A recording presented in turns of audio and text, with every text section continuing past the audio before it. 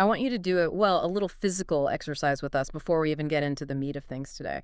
I mean, if you are sitting at a desk right now or, parked in your car, just hold your hand out in front of you. Right, just straight out. Yeah, straight out, palm facing down towards the floor. Got it. Now, here's the trick. Lock your elbow completely in place. Do not let your shoulder or your elbow move a single millimeter. You really have to freeze the upper arm for this to make sense. Exactly. Freeze it. And with your arm frozen like that, turn your palm up to the sky. And, for most people doing that right now, it feels like absolutely nothing. Just a completely thoughtless flick of the wrist. But it is not a flick of the wrist at all. That's kind of the grand illusion of human anatomy, right? Right. What you just did, rotating your hand 180 degrees while keeping your elbow dead still, is basically a biological superpower. Oh, absolutely. It's a Mhm. highly specific mechanical motion. We call it supination and pronation. Supination and pronation. And, I mean, the architecture required to actually pull that off is practically non-existent in the mammalian world. Like, your dog cannot do it. No, definitely not. A horse can't do it. That completely seamless rotation is happening entirely inside your forearm, and it is, frankly, the specific evolutionary twist that allowed humanity to build civilization. Yeah, and I know that sounds like a massive exaggeration, right? To claim that a rotating forearm built civilization. That sounds like a total stretch. It does. But when you break down the physical mechanics of, say, tool use or fire building or even modern surgery, literally everything relies on our ability to deliver immense physical power at very highly specific variable angles. Which is exactly why we're pulling apart the mechanics of that specific movement today. Right. So our source material for this deep dive is a masterclass lecture series from the Surgical Thinking Academy. Right, specifically their upper limb series, which focuses heavily on the forearm and the hand. Yeah. And our mission today is to completely decode this biological machine. We're just throwing out rote memorization entirely. Good riddance to it, honestly. Seriously, by the end of this deep dive, you won't be relying on flashcards or trying to memorize long lists of Latin names. Mm. You are going to fundamentally understand the underlying engineering of your own body. And the payoff there is huge, because you will be able to look at a hand, see a specific deformity, and literally reverse engineer the injury just by reading the physical mechanics. Just by looking at it. But to do that, we have to move beyond just listing the what of anatomy, right? We have to dive really heavily into the why and the how. Because when you understand the logic of the biological system, the clinical realities just become entirely intuitive. They make sense. Right. I mean, I look at the forearm as sort of the ultimate biological Swiss Army knife. It is this incredibly delicate negotiation between brute crushing force and, microscopic watchmaker precision. That's a great way to put it.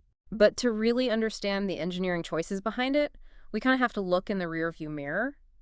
And I'm not just talking a few thousand years here. No, not at all. We need to go back roughly 375 million years to the Devonian period. Right, which means we are talking about the grand transition from water to land. And that fundamentally shifts all the physical forces that are acting on an animal's body. Because gravity suddenly becomes a huge problem. Exactly. So back in 2004, paleontologist Neil Shubin and his team were digging in this incredibly harsh, frozen rock up on Ellesmere Island. Way up in the Canadian Arctic, right? Yeah, way up there. And they were looking for a very specific transitional fossil, and they actually found it. A creature they eventually named Tiktaalik. Tiktaalik. And it's often called a fishapod, right? Yeah, fishapod, because it was caught literally right at the evolutionary boundary between a water-dwelling fish and a land-dwelling tetrapod. And the reason Tiktaalik matters so much to the listener who is just holding their hand out today, the reason we care, is because of what was hiding inside its fleshy fin. Right.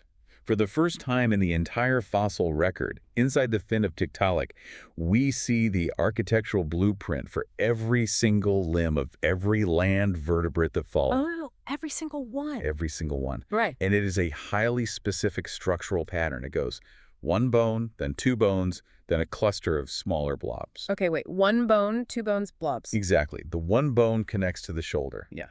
In us, that is your humerus. Okay. The two bones make up the middle segment. That's your radius and ulna in your forearm. Right. And the blobs at the end are the carpals of your wrist and the digits of your fingers. So you're saying whether you are looking at a bat's wing or, I don't know, a whale's flipper, a horse's leg, or the human arm, every single one of them is just a morphological variation of that ancient Devonian blueprint. Precisely. Neil Schumann mapped this out extensively in his book, Your Inner Fish. The baseline answer to why you have a radius and an ulna is simply that a transitional fish 375 million years ago happened to evolve two bones in its fin. Okay, but I have always struggled with the purely historical explanation for this, to be honest. How so? Well, because evolution is absolutely ruthless when it comes to mechanical efficiency, right? It doesn't usually maintain a design for nearly 400 million years across thousands of completely divergent species, unless that design is solving a massive fundamental physics problem. That's a very fair point. And the physics problem it solved was, as you mentioned earlier, gravity. Right. When a creature moves from the buoyancy of water onto solid land, its limbs suddenly have to bear the axial load of its entire body weight. It's essentially doing a push-up for the first time in history. Exactly. And if you examine the engineering physics of a single bone limb versus a two bone limb under that kind of intense gravitational load, the advantages become pretty clear. Okay, let me play devil's advocate here, though, drawing on just basic engineering logic. If I am building a structure to support heavy axial weight, like a building, I generally want one thick, incredibly dense central pillar. Sure, that makes intuitive sense. Right. So why not just have one massive bone in the forearm and then put a ball and socket joint at the wrist, similar to what we have at the shoulder? Wouldn't that give you the structural support of a pillar plus all the rotational freedom you need for the hand to move around? It sounds great in theory, but a ball and socket joint at the wrist would actually be a complete biomechanical disaster under a heavy axial load. Really? Why? Think about the geometry of a ball and socket. It relies on a very shallow cup and a spherical head, and they are held together mostly by soft tissue, ligaments, and a joint capsule. Okay. If you place that setup at the wrist and then try to push your heavy body up off the ground, the shear forces would constantly cause the joint to dislocate. Oh, wow. So the capsule would just blow out the moment you put your body weight on it at a weird angle? Exactly. It would just pop right out. It is far too unstable for a distal weight-bearing joint. That makes total sense. So it's exactly the opposite of what you want for survival on land. Right. The two-bone system, on the other hand, provides really rigid stability because the forces are distributed across two pillars. But here is the absolute genius of having two parallel bones. Okay, lay it on me. It creates a unique mechanical opportunity for rotation without sacrificing that stability. In your forearm, the ulna acts as a stable, stationary post. The ulna is the post. Yes. It locks into the humerus to form the primary hinge joint of your elbow. It basically does not rotate. The radius, however, is designed to act as a swinging arm. Ah, the scissors mechanism. Exactly. When you turn your palm down, which is that motion called pronation, the radius physically lifts up and crosses over the top of the stationary ulna, just like a pair of scissors closing. So you pin the ulna down as your stable base, and you just pivot the radius right around it. Exactly. It allows for a full 180 degrees of rotation, but you still maintain your structural integrity for bearing weight. Which, honestly, brings us to the ultimate payoff for human evolution. We took this load-bearing fish limb, and we turned it into the definitive tool manipulation device. We did. And the source material highlights this framework by a surgeon named John Napier. I think he published it back in 1956. Yes, 1956. And Napier's framework on the human grip essentially argued that our entire hand function boils down to two distinct categories. And it's still the gold standard in biomechanics today, right? It really is. So the first category Napier defined is the power grip. The power grip. Right. This involved the entire hand with all your fingers clamping down aggressively around an object, just locking against the palm. So like gripping the handle of a heavy axe or holding a sledgehammer. Exactly. And the power for this grip is generated by the massive, bulky flexor muscles that are located high up in your forearm. So it's all just brute force, anchored far away from the hand itself. Yes. Now, the second category is the precision grip. Okay, how is that different?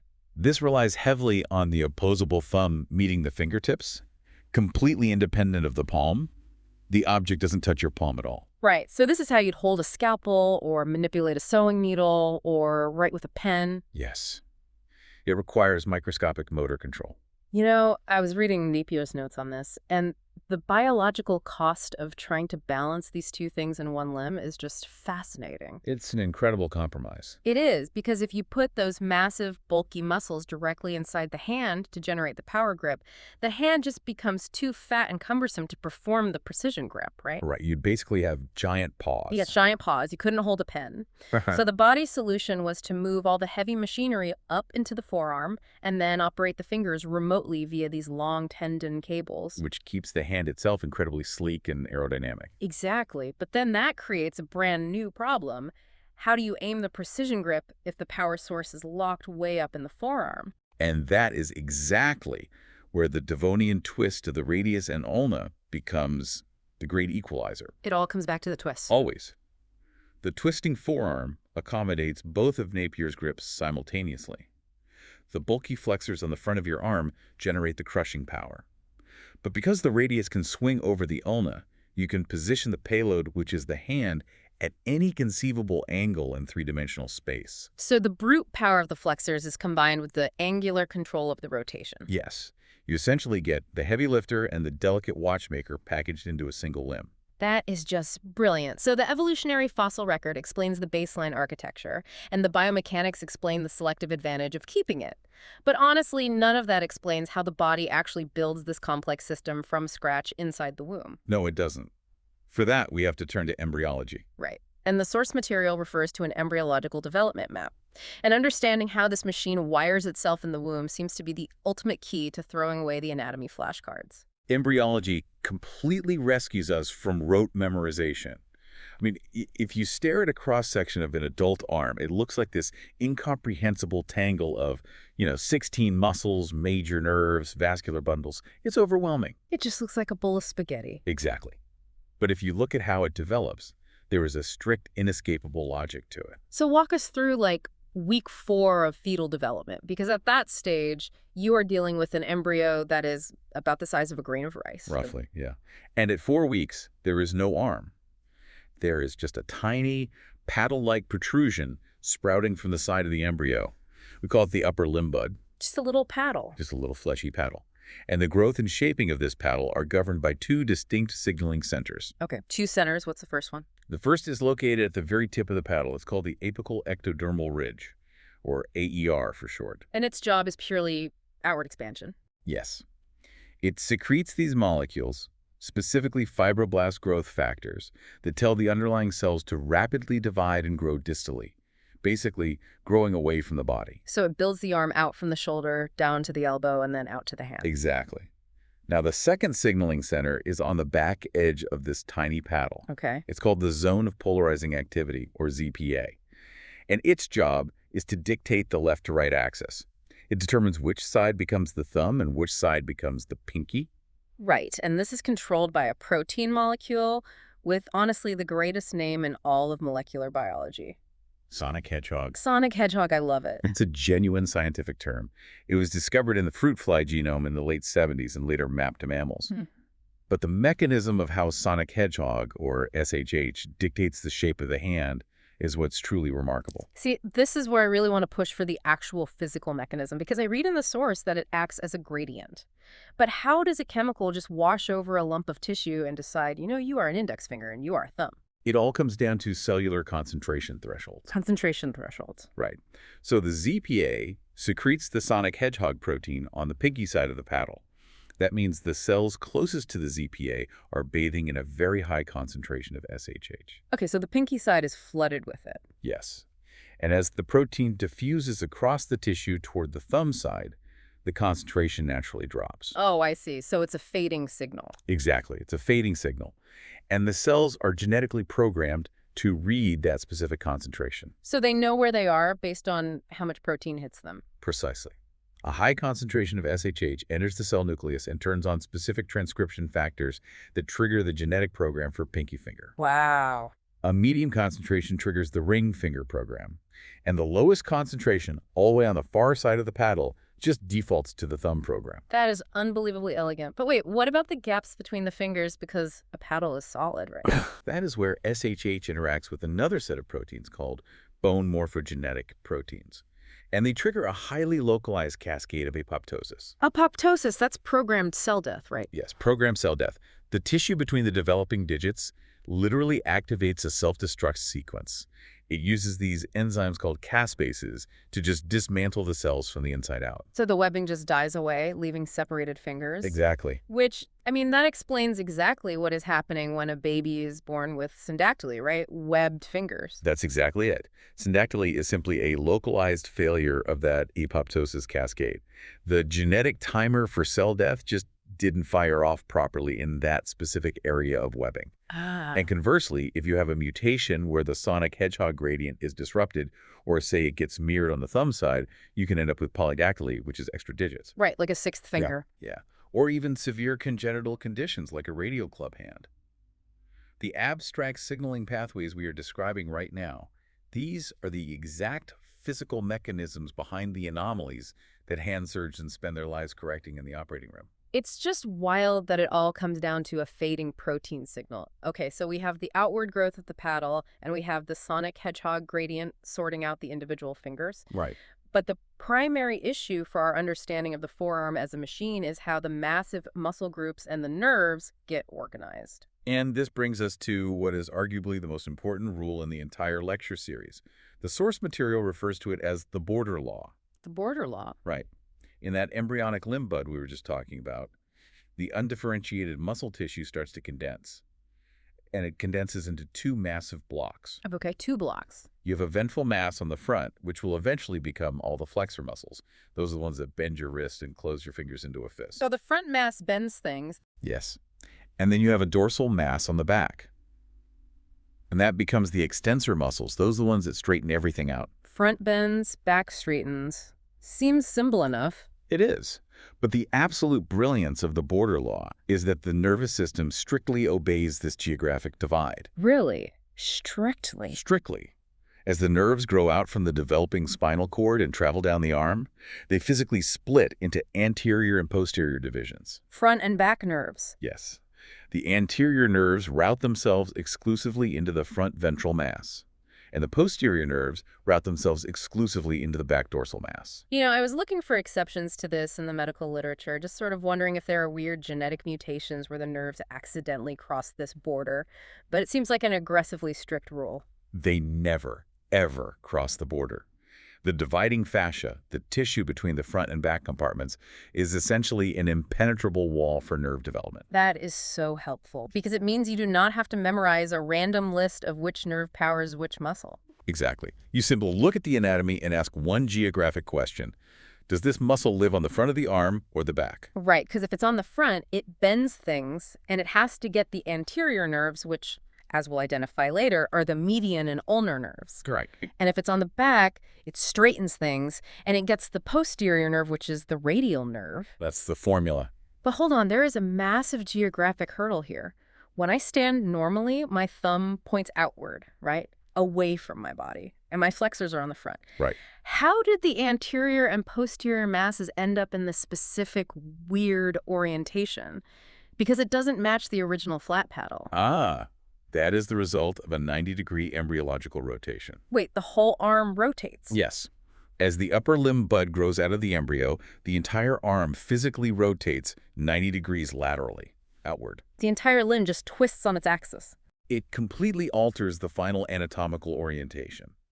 Because of that outward twist, what started as the back of the paddle in the embryo ends up on the posterior aspect of your adult arm, and your thumb gets rotated all the way out to the lateral side. That is so strange. It is, and this lateral rotation is unique to the arms, by the way. Your lower limbs, your legs, they undergo a medial inward rotation during development. Oh, wow. Yeah. And that opposing rotation is the exact reason why your knees bend forward, but your elbows bend backward. My mind is officially blown. Okay, so armed with the border law and the 90-degree lateral twist, we can finally start populating the hardware of the forearm, and we don't need to rely on rote memory. Let's do it. Let's start with the front compartment, what the source calls the grip engine. The flexor pronator group. So because of the border law, we already know two things for sure. These muscles are going to bend the hand and wrist, and they are going to be supplied by the anterior nerves. Right. Now, almost all of the superficial flexors share a single massive anatomical anchor point. It's called the medial epicondyle. Okay, if I reach over and feel the bony bump on the inside of my elbow closest to my ribs. That's it. You are touching the birthplace of your grip. Wow. Okay, so from that single medial anchor, these superficial muscles kind of fan out down the forearm, almost like a river delta. Exactly like a delta. And the source material organizes them really neatly, going from the thumb side all the way across to the pinky side. Right, so that's the pronator teres, the flexor carpi radialis, the palmaris longus, and the flexor carpi ulnaris. Now, I want to focus on the palmaris longus for a moment, Yeah. because it highlights this incredible intersection where evolutionary history meets modern surgery. Oh, I love this one. It's a long, thin muscle, right? With a really prominent tendon that runs right down the middle of the wrist. Yes, and if you are listening to this right now, you can probably see it on yourself. If you touch your thumb tightly to your pinky and tilt your wrist slightly forward. Yeah, if I do that, a thick tendon just pops right up in the dead center of my wrist. Right. But the fascinating catch is some of the people listening to this won't see it at all. Wait, really? Really. Roughly 1 in 7 humans are completely missing the palmaris longus in one or both arms. They just never developed. So does it compromise their grip strength? I mean, are they at a mechanical disadvantage? Not in any functionally significant way. Biomechanically, it is a very weak flexor of the wrist. It is widely considered an evolutionary vestige, Like the appendix. exactly like the appendix. It's a remnant from our arboreal primate ancestors. They used it to powerfully tense the fascia of the palm for climbing and gripping tree branches. But since we don't swing through trees anymore. Right, we no longer brachiate, so the muscle is literally fading from the human genome. That is wild. But the clinical application of this vestigial muscle is fascinating, especially if you follow sports medicine. You see this all the time with baseball pitchers who have to undergo Tommy John surgery. Oh, yes. Reconstructive surgeons view the palmaris longus as basically a biological spare tire. A spare tire. Because the muscle is functionally expendable, right? So if a patient ruptures a crucial ligament, like the ulnar collateral ligament in a baseball pitcher's elbow, Yeah. the surgeon can just harvest the palmaris longus tendon. They just take it out. They extract it entirely, and they use it as a free graft to weave a brand new ligament for the elbow. The patient loses a completely vestigial wrist flexor, and they gain a repaired functional elbow. That is just incredible biological recycling. Okay, so beneath that superficial layer of the delta, we move deeper into the forearm. Right, down to the middle layer. That's governed by a muscle called the flexor digitorum superficialis, which essentially handles pulling the middle knuckles of your fingers. Okay, and beneath that. Beneath that is the deep floor of the forearm. And this deep layer contains the heavy artillery, The real power. the real power. You have the flexor digitorum profundus, which is this massive muscle that pulls the very extreme tips of your forefingers into a super tight curl. You have the flexor pollicis longus, which is a dedicated cable that flexes the tip of your thumb. And finally, a small, flat, square muscle sitting right across the wrist bones called the pronator quadratus. Okay, let me pause and apply the border law here. All of these heavy artillery muscles live on the front of the arm. Yes, they do. Therefore, by the rules we just established, they absolutely must be wired by the anterior nerves. Correct. And we established earlier that the anterior nerves are the median nerve and the ulnar nerve. But they do not just divide the front territory equally. No, they do not. No. And this is probably the most famous exception in upper limb anatomy. It is the trick that literally every medical examiner uses to test if a student actually understands the machine, rather than just memorizing a chart. Let's hear it. By the border law, the entire front compartment belongs to the median nerve family. The median nerve does the vast majority of all the flexor labor. However, the ulnar nerve sneaks across the forearm and claims exactly 1.5 muscles. Okay, that specific fraction 1.5 sounds so entirely arbitrary. What possible evolutionary or mechanical logic dictates that a major nerve gets a fraction of a muscle? It sounds crazy, but the logic lies in the deep functional division of the hand itself. Okay, explain. So the ulnar nerve innervates the flexor carpi ulnaris. That is the one muscle, it's on the far edge, and it bends the wrist toward the pinky side. Got it. And the half. The half muscle is the medial half of the flexor digitorum profundus. Wait, that's the deep, heavy artillery muscle that curls at the fingertips, right? Yes. The ulnar nerve specifically commands the half of that deep muscle that flexes the ring finger and the pinky finger. Oh, I see. The median nerve, on the other hand, commands the half that flexes the index and middle fingers. Wow. So that massive deep flexor muscle is functionally split right down the middle, like two separate engines. Exactly. If you want to curl your index finger around the trigger of a drill or a pen, you fire the median nerve. But if you want to tightly curl your ring and pinky fingers around the thick handle of a tool, you fire the ulnar nerve. It essentially separates our highly dexterous precision fingers from our stabilizing power grip fingers. That functional separation is absolutely critical for complex hand use.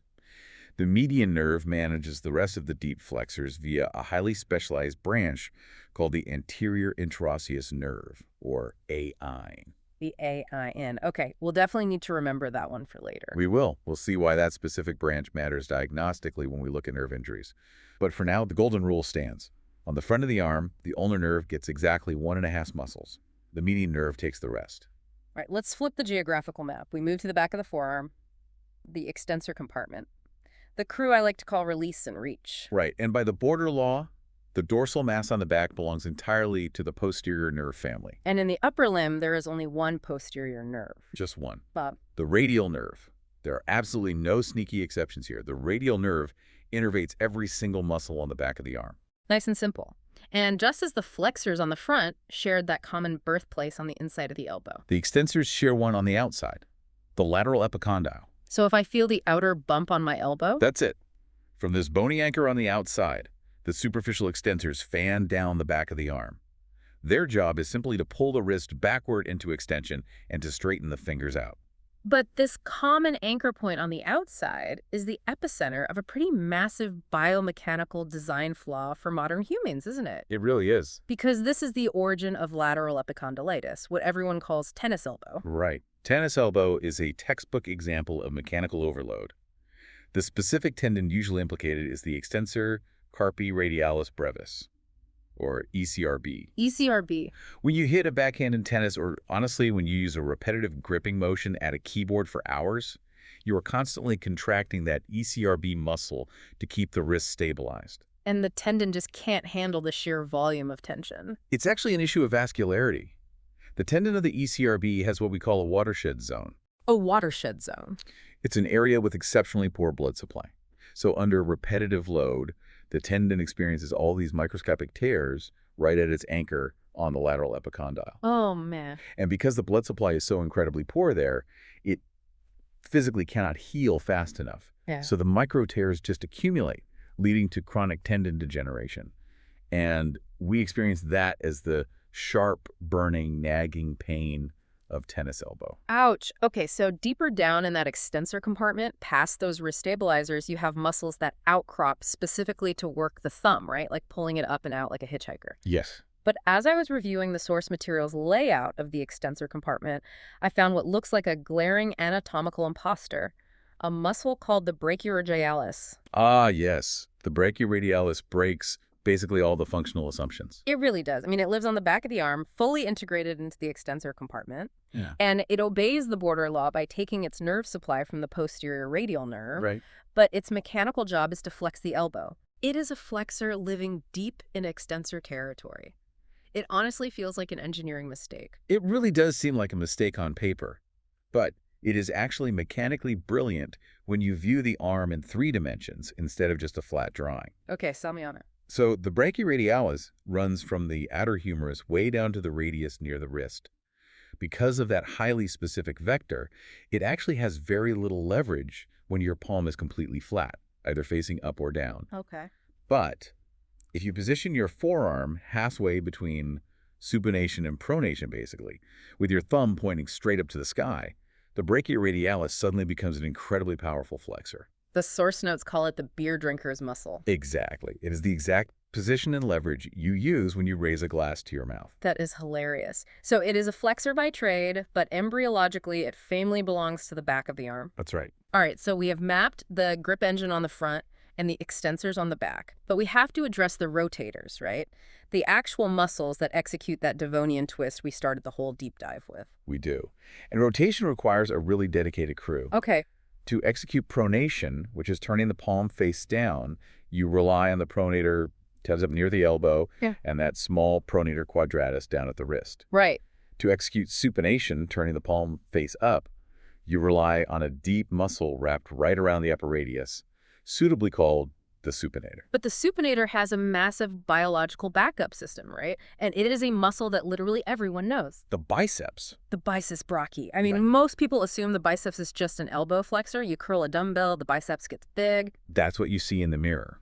But if you look at where its tendon actually inserts, it dives deep and wraps around the radius bone like a corkscrew. A corkscrew. Yeah. So when the biceps contracts, it violently yanks that corkscrew, forcing the radius to spin outward. When your elbow is bent at 90 degrees, your biceps is actually the single most powerful supinator in your entire body. And the source notes made this incredible connection between this specific biomechanical vector and modern human tool design. It completely reframes why right-handed people use screwdrivers the way they do. It's a great observation. Think about the physics of driving a standard screw into, say, really dense wood. Righty-tighty. Righty-tighty. Requires a massive, forceful outward twist to the forearm. Supination.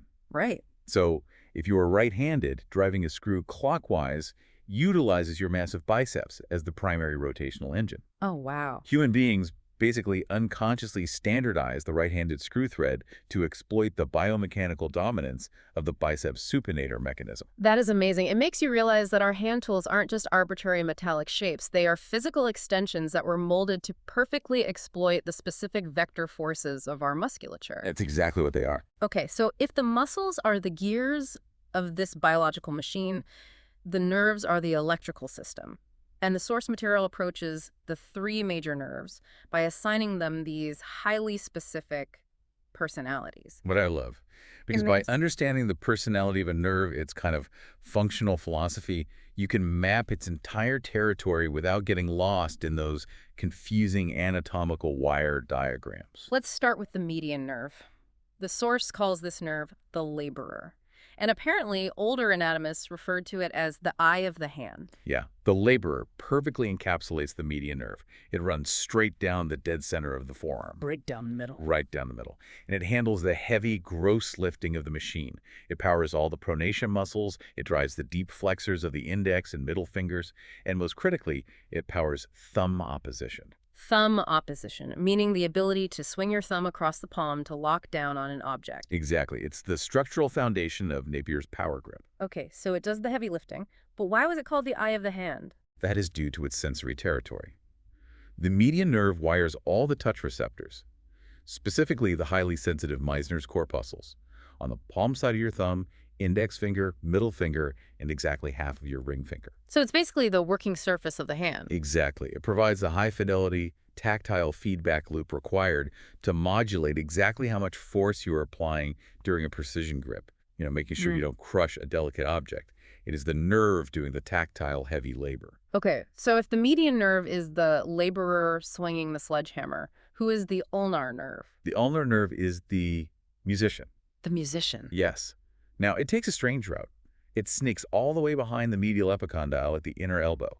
Wait, is that the funny bone? That is exactly the funny bone. This is the structural vulnerability you experience when you hit it. You aren't hitting a bone at all. You are mechanically compressing the ulnar nerve directly against the humerus bone. Ah, which sends that horrible high-voltage sensory shock right down your arm. Right. But once it gets past the elbow, where does it go? It travels down the pinky side of the forearm, guarding those 1.5 flexor muscles we mentioned earlier. Yeah. But its true kingdom lies deep within the hand itself. The ulnar nerve threads through a small tunnel at the wrist called Guillaume's Canal. Guillaume's Canal. And from there, its deep motor branch fans out to power almost all of the fine, intrinsic muscles of the hand. The tiny lumbricals and interossae that sit hidden right between your metacarpal bones. Okay, so the muscles that allow you to, spread your fingers wide apart and snap them back together. Exactly. The intrinsic muscles provide finesse. I mean, if you are listening to this on a commute right now and you're just tapping your fingers rhythmically on the steering wheel, you are firing the ulnar musician nerve. Right. If you lose the ulnar nerve, you lose the ability to play a piano, to type rapidly on a keyboard, or to perform delicate surgical suturing. It acts as the specialized electrician handling all the intricate microscopic wiring of the digits. Which leaves us with the third major nerve, the radial nerve. The source calls this one the opener. The opener. Because the radial nerve obeys the border law, it lives entirely on the back of the arm, and its sole physiological purpose is extension. Right, because the back straightens things. Exactly. If the median and the ulnar nerves exist to close the hand and grip, the radial nerve exists to open the hand, cock the wrist back, and essentially clear the workspace so the other two can operate. I really like the construction site analogy the source uses here. It ties it all together. You literally cannot use the laborer's sledgehammer to drive a nail if the opener doesn't cock the wrist back to create the momentum first. And there is actually a vital biomechanical principle backing that up. It's called the tenodesis effect. The tenodesis effect? What is that? Try it right now. If you try to make a tight, powerful fist while your wrist is bent forward, drooping down, you physically cannot generate maximum power. Oh, weird. Yeah, it feels super weak. Right, because the flexor tendons are slack. To achieve maximum grip strength, your wrist must be extended backward by about 30 degrees. Ah. The radial nerve provides that exact extension. It puts the flexor tendons on optimal tension so the median nerve can actually execute the grip. Mm-hmm. Without the radial nerve setting the stage, the entire grip engine just fails. Man, it really is a machine. So we have the mechanics down. We have the border law, the evolutionary twist, and the specific personalities of the laborer, the musician, and the opener. Yeah. Now we arrive at the diagnostic payoff, because when you truly understand how this biological machine is wired, you can read the physical signs of its failure. Exactly. Anatomy transitions from abstract theory to clinical reality the exact moment a nerve breaks. Right. When a nerve is damaged, the muscles it commands just fall silent. But the antagonist muscles on the other side of the arm, they keep pulling normally. So it's a tug of war where one team suddenly lets go of the rope. Exactly. This creates a completely unbalanced vector of force, and it results in a highly specific signature deformity in the hand. You can diagnose the exact site of the nerve lesion just by looking at the resting posture of the patient's fingers. Let's walk through these clinical signatures because this is fascinating. Starting with a radial nerve break. When the opener goes offline, what happens? The classic presentation of a high radial nerve injury is known in trauma wards as Saturday night palsy. Saturday night palsy. Sounds like a party gone wrong. Well, usually is. Imagine a deeply intoxicated person falling asleep in a rigid chair, and their upper arm is draped heavily over the hard wooden backrest. Oh, man. So there's this constant unyielding pressure right on the back of the arm. Exactly. Over several hours, that physical pressure violently compresses the radial nerve right against the humerus bone. It causes a localized neuropraxia, basically crushing the myelin sheath around the nerve and halting all electrical conduction. So when the patient finally wakes up, The opener is dead. The extensor muscles are paralyzed, but the front flexor muscles are still firing. The result is a dramatic wrist drop. The patient asks their hand to open, and the wrist simply flops forward, completely limp. just dead weight. Dead weight. Furthermore, because the main radial trunk is knocked out, they also lose sensation over the back of their hand. But the source material contrasts this upper arm crush with a deeper injury lower down in the forearm, right? A posterior interosseous nerve palsy or a pinion palsy. How does the machine fail differently there? This requires a bit of a nuanced understanding of how the nerve branches. As the radial nerve crosses the elbow, it physically splits. Okay. The sensory branch stays superficial, right under the skin, Right. but the deep motor branch dives into the muscle belly of the supinator through this really tight fibrous arch called the arcade of Fosse. The arcade of froze. Yes, and once it dives deep, it is officially renamed the posterior interosseous nerve, or PIN. So if a patient suffers, say, a deep forearm fracture or a tumor compresses that specific deep tunnel, what happens? You do not get a wrist drop, you get a finger drop. Yeah. Wait, if it's the exact same radial nerve pathway, why does the wrist survive while the fingers fail? Because of the order in which the anatomical cables were laid. The specific motor branches that power the wrist extensors, like the extensor carpi radialis longus, they split off from the main nerve high up near the elbow before the nerve dives into the deep tunnel to become the pin. Ah, so the wrist gets its power supply early. Exactly. The pin only commands the extensors of the fingers. So in a pin palsy, the wrist still has its power supply and can extend, but the fingers just flop downward. That makes perfect sense. And crucially, because that sensory branch also split off early and stayed superficial, the patient has a finger drop, but absolutely normal sensation on the back of the hand. That is brilliant diagnostic logic. High crush on the chair equals wrist drop and a numb hand. Deep tunnel compression equals finger drop with perfectly normal feeling. The geography of the branching dictates the visible symptom. It really is beautifully logical. Okay, let's look at the median nerve. What happens when the laborer, the sledgehammer of the front compartment, takes a hit? It depends entirely on the elevation of the injury. just like the radial nerve. Okay. If a patient suffers a severe supracondylar fracture, which is a break just above the elbow, the main trunk of the median nerve can be completely severed. Ouch. If you ask that patient to make a fist, the flexors on the front of the arm just fail to fire. But not all of them, right? Because of the 1.5 muscle rule we talked Okay, about? exactly. The median nerve is dead, so the index finger and the middle finger cannot curl. They just remain pointing straight out. Okay. But the ulnar nerve is still alive. And remember, it commands the medial half of that deep flexor. Mm-hmm. So the ring finger and the pinky finger still curl tightly into the palm. Oh, wow. So you have 2 fingers pointing straight and 2 fingers curled in. Exactly. The resulting posture looks identically like a priest giving a blessing. In clinical terms, we call it the hand of benediction. The hand of benediction. That is such a vivid image. And just like the radial nerve, the source contrasts this high elbow injury with a deep low injury to a specific branch, right? The anterior interosseous nerve, or AIN. Right. The AIN is the deep motor branch of the median nerve. It dives deep into the forearm to supply the very specific muscles that flex the extreme tips of the thumb and the index finger. So if a patient suffers an isolated AIN compression, They don't get the dramatic hand of benediction. Instead, they fail a very specific functional test, making an OK sign. like just forming a circle with the thumb and index finger? Yes, a healthy OK sign requires the deep flexors to pull the terminal joints into a perfect round O shape. Right. But in an AIN palsy, those terminal joints are completely paralyzed, so when the patient tries to pinch their thumb and index finger together, the joints just collapse backward. They hyperextend into a flat, pinched triangle instead of a round circle. Wow. So it is a highly localized, purely motor failure. Exactly. Okay, we've covered the opener and the laborer. Let's move to the musician. The ulnar nerve. What is its specific clinical signature? When the ulnar nerve is severed at the wrist, say, by a deep laceration across Guyon's canal, it knocks out all the fine intrinsic muscles inside the hand.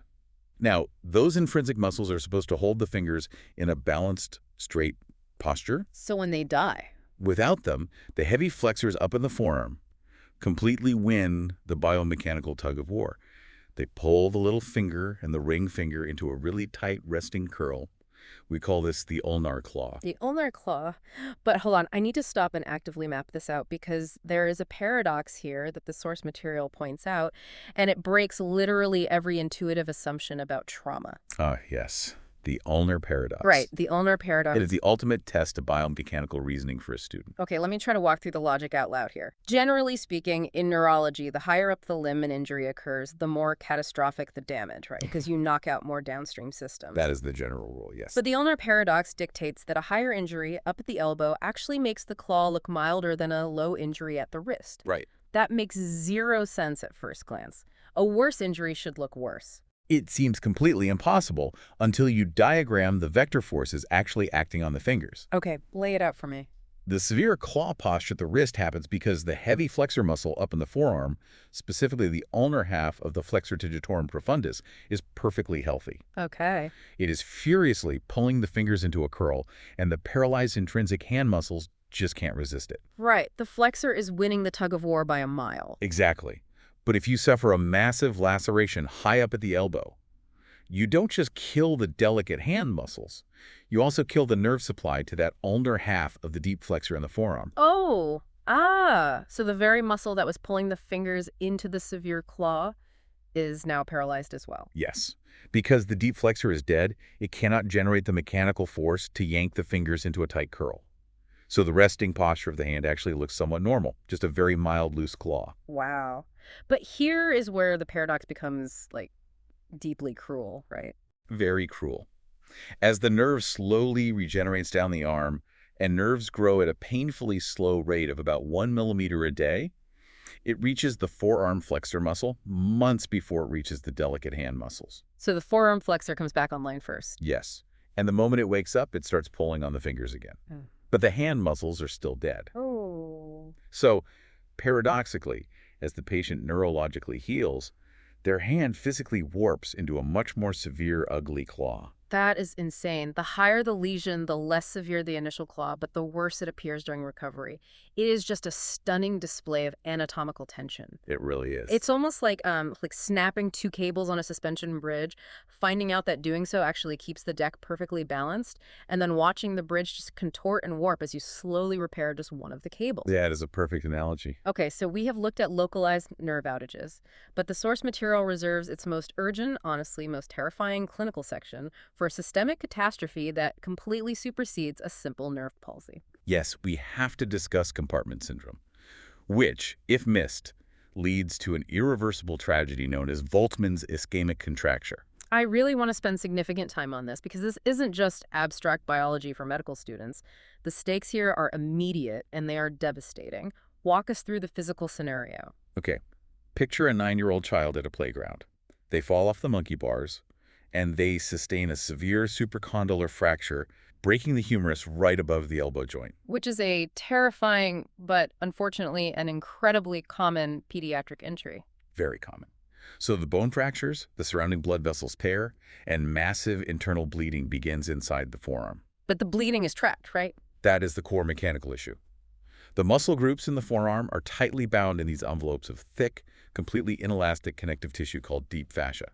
Okay, so it's a closed box. Exactly. It is like trying to inflate a balloon inside a rigid steel pipe. As the bleeding and the inflammatory swelling increase, the physical pressure inside that fascial compartment rises rapidly. What is actually happening on a cellular level as that pressure builds up? It creates a completely deadly cascade. Normal tissue pressure in the forearm is close to 0 millimeters of mercury. Okay. Once the swelling pushes that pressure above 30 millimeters of mercury, it overcomes the perfusion pressure of the microscopic capillary beds feeding the muscle cells. Meaning the blood can't push its way in? Right. The capillaries just collapse under the external pressure, and the muscle is suddenly starved of oxygen, a state called ischemia. The cells are literally suffocating. They are. And without oxygen, the muscle cells cannot produce ATP, which is their cellular energy source. Right. Without ATP, the ion pumps in the cell membranes fail. Calcium floods into the cells, causing them to swell even further. And that increases the pressure in this vicious, self-sustaining loop. It's a death spiral. It is. If this closed box pressure is not violently relieved within hours, the muscle tissue undergoes necrosis. It simply dies. And dead muscle doesn't regenerate. It absolutely does not. The dead muscle tissue is eventually replaced by fibrous scar tissue, which predictably shrinks and tightly contracts as it heals. Oh, God. And as it shrinks, it yanks the wrist and fingers into a rigid, frozen, immovable clawed position. That is horrifying. That permanent, crippling deformity is Volkmann's ischemic contracture.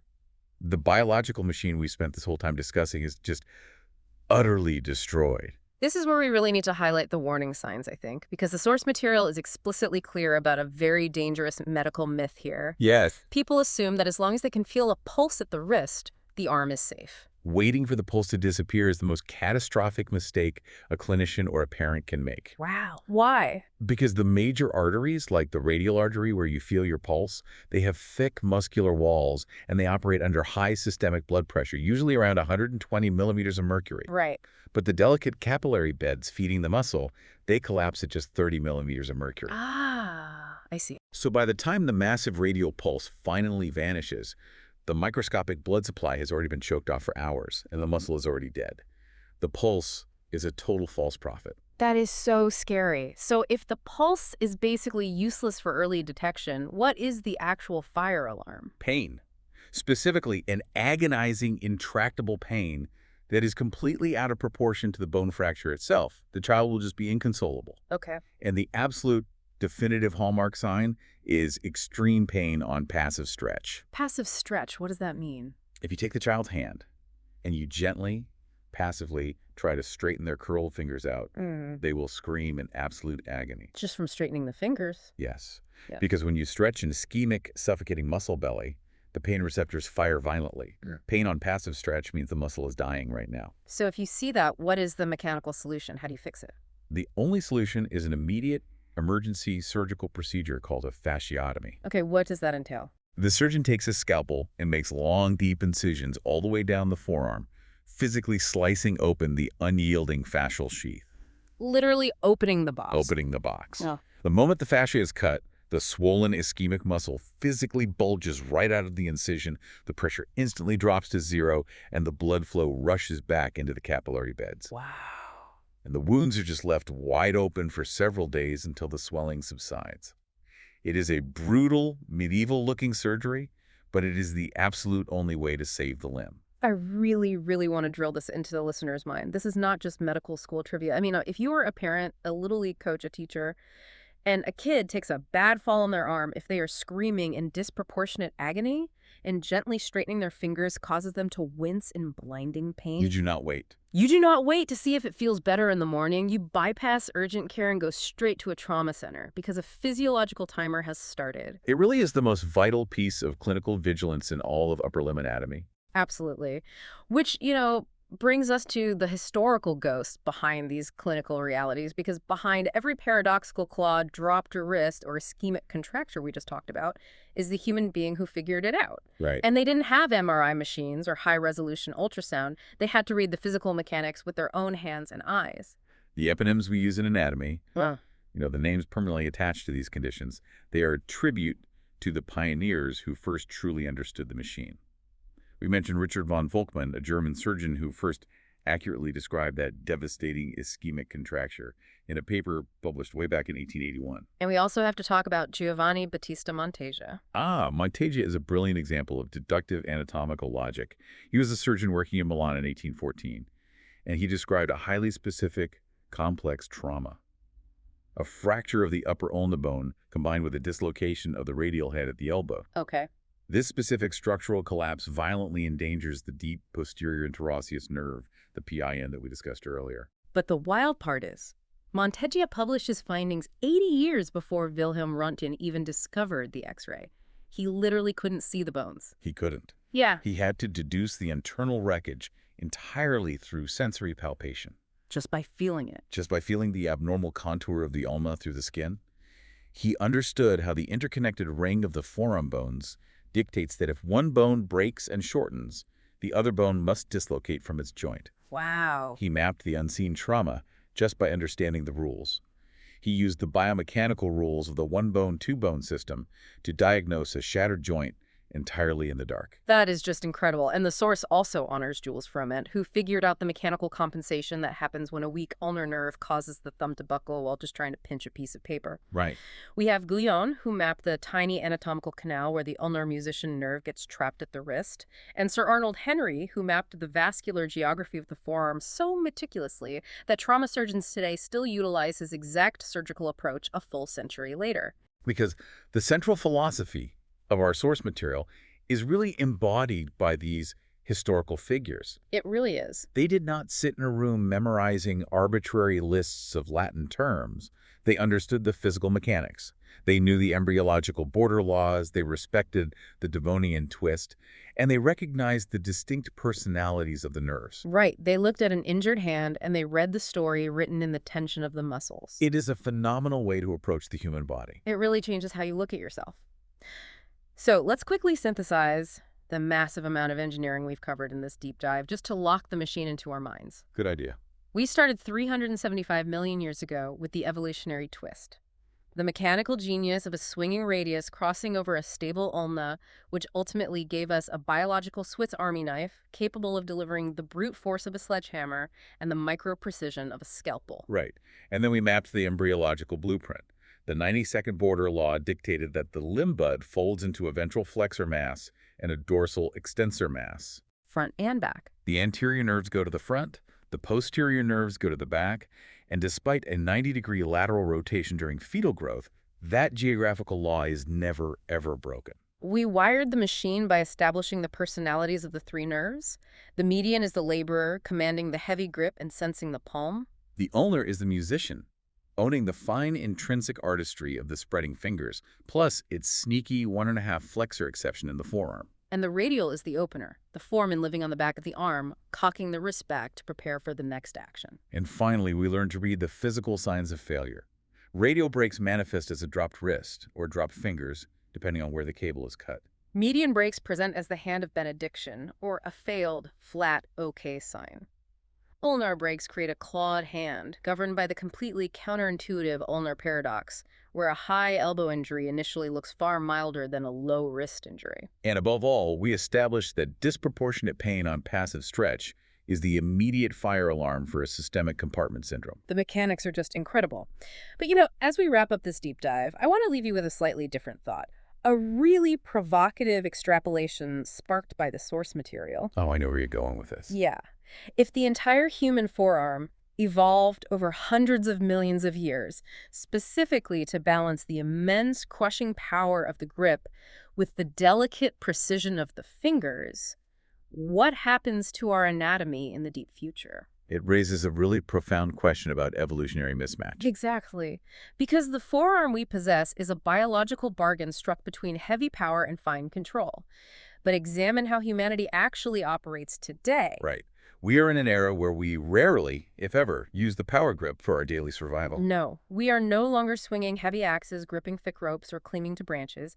Instead, we spend 8 to 12 hours a day executing tiny, hyper-repetitive micro-movements on flat glass touchscreens and low-resistance plastic keyboards. We are essentially underutilizing the laborer, the median nerve's gross power capability, and we are wildly, continuously overtaxing the musician, the ulnar nerve's delicate intrinsic hand wiring. Precisely. We are demanding that the delicate intrinsic wiring of the hand perform the grueling marathon work that the heavy forearm flexors were originally built to endure. And the modern epidemics of repetitive strain injury, carpal tunnel syndrome, and lateral epicondylitis tennis elbow are basically the physical friction of an ancient machine being used for a completely novel digital purpose. It makes you wonder. If the survival demands on our hands have fundamentally shifted from gross physical power to relentless digital micro-precision, how might this incredible biological machine adapt over the next, say, 100,000 years of a strictly digital age? Will the flexor muscles eventually atrophy into just thin ribbons? Will the median nerve restructure its branching to accommodate screens? It's something to ponder the next time you find yourself aggressively typing an email.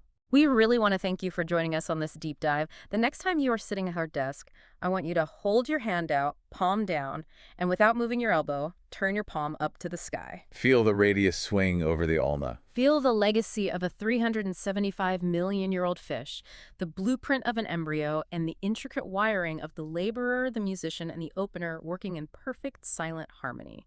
Look at your own hands with a newfound sense of awe. See you next time.